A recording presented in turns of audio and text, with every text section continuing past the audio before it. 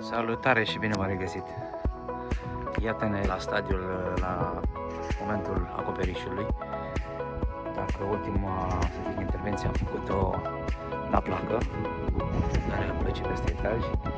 Iată-ne la acest, să zic, moment în care am conturat structura și ce este, să zic, un proiect diferit față de un acoperiș clasic e faptul că avem acoperiș în atic, respectiv avem zidurile în formă de triunghi, exterioare și la mijloc.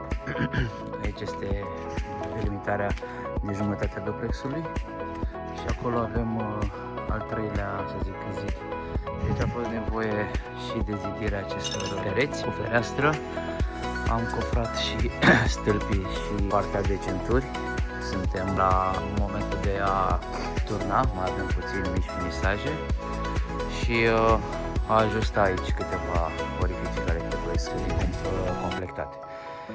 Practic, acoperișul s-a realizat începând cu montarea scândurilor, s-au băgat tije metalice în beton, ancora chimică, strânse, securizate, iar între capriorii ăștia au fost, să zic, prinși cu șuruburi și cum se vede și între ei și fiecare individual, la fiecare nod. Și este un proces destul de, să zic, complex, este făcut cu suport. Aici avem cele două ape, dar se sparg într-o, să zic, în această, să zic, configurație pe care am stabilit-o împreună cu arhitectul și constructorii. Este făcută o dolie cu două ape, iar acolo este zidul de, să zic, de mascare a acestei căderi.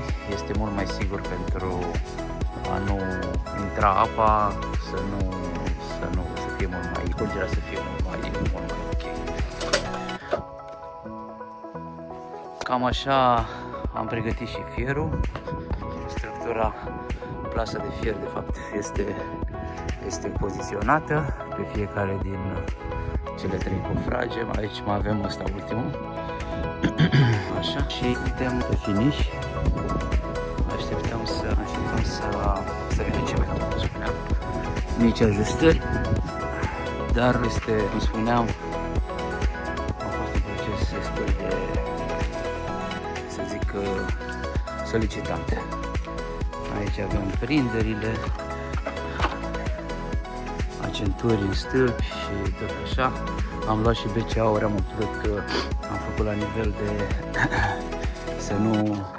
Am făcut triunghiuri acolo unde aveam delimitările la zidurile în, să zic așa, în fantă, să nu intre foarte mult ciment, adică să mai economisim. Așa că lucrurile sunt aproape de finish. După procesul ăsta de turnare urmează să batem scândura, folia, leațurile și, să zic, țigla. Da, cam asta este statusul la, să zic, la final de august, început de septembrie. Să sperăm că lucrurile vor decurge bine și vom acoperi până la final de toamnă. Numai bine, salutare!